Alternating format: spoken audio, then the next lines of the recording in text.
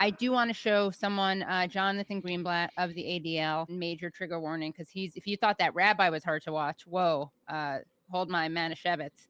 Let's take a look at this Greenblatt clip. It won like the greatest landslide probably in New York history. I mean, certainly in recent times. And he used that moment to say that he will fight anti-Semitism in New York and stand shoulder to shoulder with his Jewish brothers and sisters. So again, I'm going to judge him not on what he says in a speech, but on what he does over time.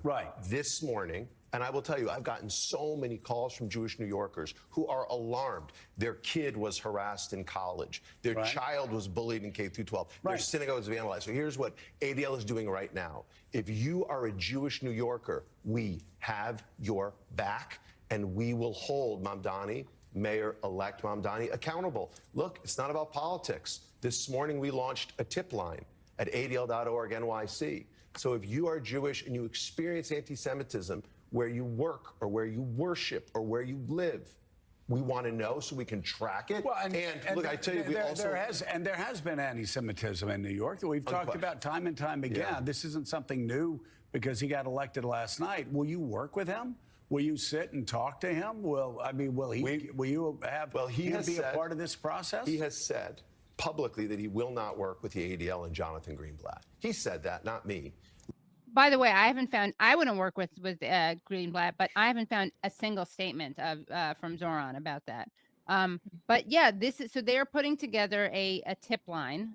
They're calling it the Mamdani Monitor. And you know, the way he so sneakily mentions these alleged crimes or the bullying and conflates that with like Zoran, who's not even in power yet, but even if he were, as if he would have anything to do with this. I mean, I don't want to waste everyone's time with the full clip, but like, you know, this is, Joe Scarborough is not a Free Palestine guy. He's not very good on this issue or any issue really, but even he gets really frustrated with Greenblatt because he's just being so dishonest and blurring lines. And so he's being so gross, even grosser than usual. But yeah, I mean, this is unbelievable. And it's worth noting, that actually let's show a response from Zoran himself when he was asked about the ADL, and then we'll get back to this monitor. And I have not spoken to Jonathan Greenblatt. I take the issue of anti-Semitism incredibly seriously. And last night in my speech, I spoke about how my city hall will stand steadfast with Jewish New Yorkers in fighting the scourge of anti-Semitism across the city and making that clear in the actions that we deliver on from January 1st. And I look forward to working with Jewish leaders across this city, whether they be elected officials, whether they be rabbis, whether they be community leaders, to deliver on the promise of not just protecting Jewish New Yorkers, but celebrating and cherishing them in this same city.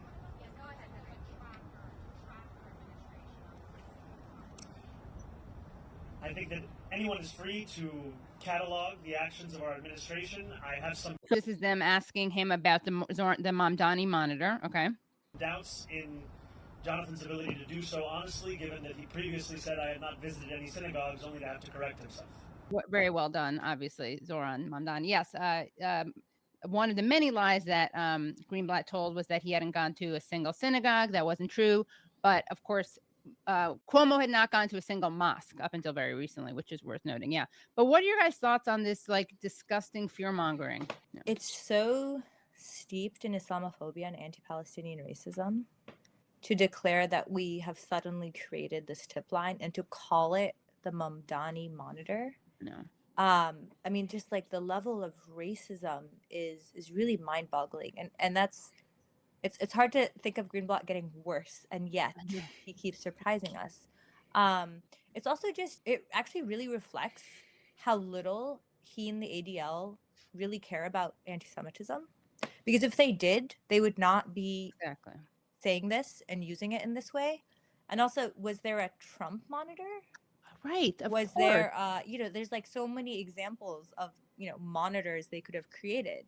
And so it's really harrowing. And I think the fact that Zohran won with, I believe, the majority, or he had the highest polling among Jewish New Yorkers, and Beth, correct me if I'm wrong, really shows just out of touch out of touch Greenblatt and others are with where New Yorkers in the city are at and what they're demanding and what they consider safety and how to actually keep everybody safe. And that the only way to do that, as Zohran has said time and again, and as we all say in our organizing, is to keep everybody safe, not one group at the expense of another. Yeah. And I fully agree. And just to add on to that, I mean, first and foremost is exactly where Sumaya started, which is that this is just entirely driven by pure Islamophobia and anti-Palestinian racism. I think it also just continues to expose, like, I just want to be clear, this is not just about Jonathan Greenblatt, this is about the ADL, right? Exactly. We all know this, and the ADL has been pretending to be a civil rights organization for a very long time. And it has been increasingly exposed over and over again. And this is yet another moment where they are making very clear that they have zero interest in actually protecting the civil rights of people here in this country, and are really acting more as an organization that is trying to basically protect the Israeli government from any level of criticism, and the political ideology of Zionism from any level of criticism. And I think that Jonathan Greenblatt is making this very clear. And this moment of Zoran's incredible win that brought together such an incredible coalition of people fighting for New Yorkers, with how the ADL responded when Elon Musk gave a Nazi salute on national television.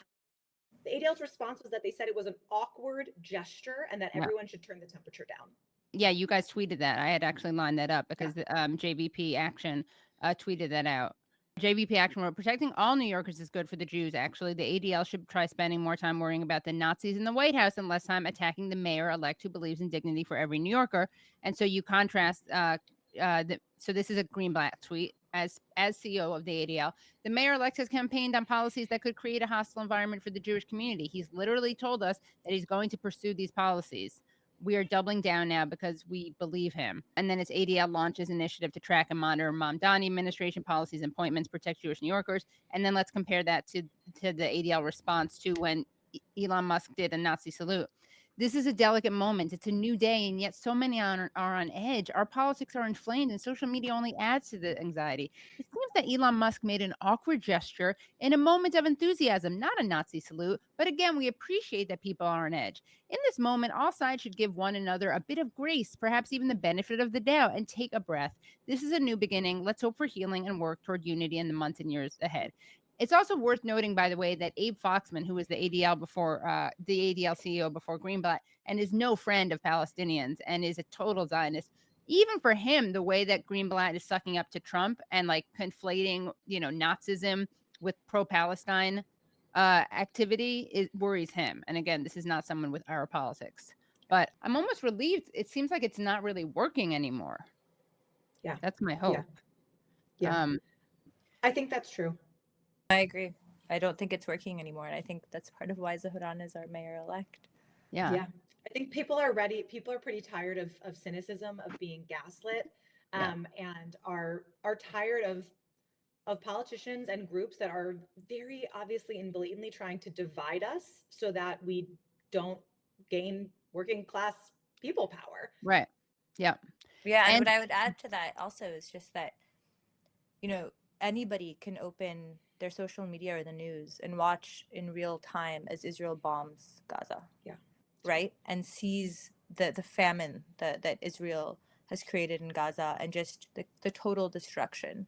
And there is you can talk for hours on right-wing TV channels, and you can't talk yourself out of those images that people are witnessing. Yeah. You can't ask people to not believe their lying eyes. And you guys have been so generous with your time, and I know how busy you are, but tell us what's next for DSA, what's next for Jewish Voice for Peace Action, what's next for Zoran, what you're looking forward to him working on, what you're worried about the challenges moving forward are. I think that there's a big new challenge ahead of us. There's a lot of hard work that we're going into that is just as important as the campaign, and it's to really push our movement and to continue to organize and use the infrastructure we have from the campaign to ensure that these policies, that the affordability agenda can pass. It will be no easy task. I think a lot of the infrastructure from previous mayors, from the establishment, is going to be to stop Zohran from passing the agenda and to say, well, look, you elected someone that was for working class people. It failed. Now you're not going to try again. And so our work really is to help the Zohran administration to continue to be part of this movement that we're all in together. I mean, Zohran ran as Zohran for mayor, but it was the movement. It was his movement that we're all a part of. This is a movement that's going into office. And to continue to build that movement in order to pass the affordability agenda, I think is key. It needs to be the focus of every single organization that was part of the campaign, and that is now jumping on board. And we welcome all who want to jump on board now, because it's going to be a big task. Yeah, agreed. Now it's the time. Affordability agenda. This is when we get to work, right? The hard part starts now. Unseating a political dynasty, easy peasy. Now let's get to work. I think that, you know, in addition to what Sumaya said, I think there's going to be a lot of the work to continue all of the ongoing organizing that is not even directly connected to this administration, but is around Palestinian rights organizing in this city, is also what's next, right? The US government is still complicit in this ongoing genocide. We are still continuing to fund these atrocities. And there are still Palestinian rights activists who are being attacked, abducted. There's still a Columbia student who is in ICE detention still. I mean, these things are ongoing. All of that work needs to continue. And I'd be remiss if I didn't also just take a minute to plug right now that there is an ongoing campaign led by JVP Action's sibling organization, Jewish Voice for Peace. Our New York City, the JVP New York City chapter is actually leading a campaign that just launched specifically around a local issue that if you're in New York and you want to dive into something there, which is called, it's a Break the Bonds campaign. And this is about disrupting Israel bonds that cities are investing in. And just as a little background, Brad Lander, our previous comptroller, made the decision to cut New York City's pension investment in Israel bonds. That is the correct decision. Now the incoming comptroller, Mark Levine, has said that he wants to reinvest in Israel bonds. He wants to go out of his way to put New Yorkers' hard-earned pensions into Israel bonds, which are, one, a terrible financial investment. That is bad finance. They are not doing well, Israel bonds. And two, morally unforgivable to invest in a country that is committing genocide and apartheid. And so there's a campaign right now geared toward stopping Mark Levine from reinvesting. And so that's something that folks can also check out. That's an immediate next step that will be kind of pushing on at the local level in New York as well.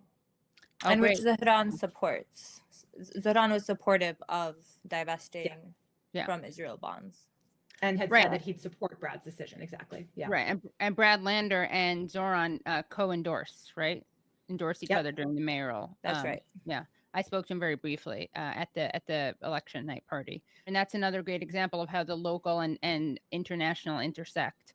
Oh, wait, one last thing I have to show. This is a good send-off, I think, for this segment. There was an Al Jazeera journalist who was doing a report on Cuomo, and this is what happened when he tried to get Cuomo supporters to appear on camera. Do you live in New York City? Yeah. Yeah? Are you following the mayor's race? Yeah. And do you have an opinion about who you would support in that? Why are you asking? We're doing a documentary, and I'm trying to find, actually, to be frank, Cuomo supporters that will go on camera and say they're supporting Cuomo, you know. I mean, I'm not going to go on camera, but I'll tell you I do not support Mamdani. Are you going to vote in the mayor's election? Yeah. Who do you support? Not for Zoran. Not for Zoran. So you're going to vote Cuomo? Yeah. Yeah? Yeah. I'm doing a documentary. Will you say that on camera, that you support Cuomo and why? No. Are you actually voting for Cuomo or against Zoran? It sounds like against Zoran, because that's who you said first. Not for Zoran. Yeah, not for Zoran. I support Cuomo. 2 minutes. I could put you on camera. Yeah. No? Okay. Thank you. We love Andrew Cuomo. Do you? Yeah. Would you go on camera and say that? No. We're asking people on the street who they're supporting in the election. So far, we've had a number of people tell us that they're supporting Cuomo, but not one has been willing to go on camera. It's unbelievable. Compare that to like the countless people who will put themselves on camera, like to support Zoran Mamdani. Or like you guys probably know Una Osato. She's an old friend of mine. And, she literally had like her nails done with Zoran, and made a video about that. So yeah, it's just, you kind of can't make it up. And this is what happened when you don't run on anything. I mean, he ran a really bigoted campaign. Cuomo did. He did an interview with some host who actually said, who said that, imagine if Zoran is mayor during the next 9/11. And the host said, yeah, he'll be cheering it on. And Cuomo just laughed it off, you know, like he didn't laugh at the host for saying it. He laughed at him like, yeah, very funny. So yeah, no wonder it's toxic to support him. So yeah. Truly.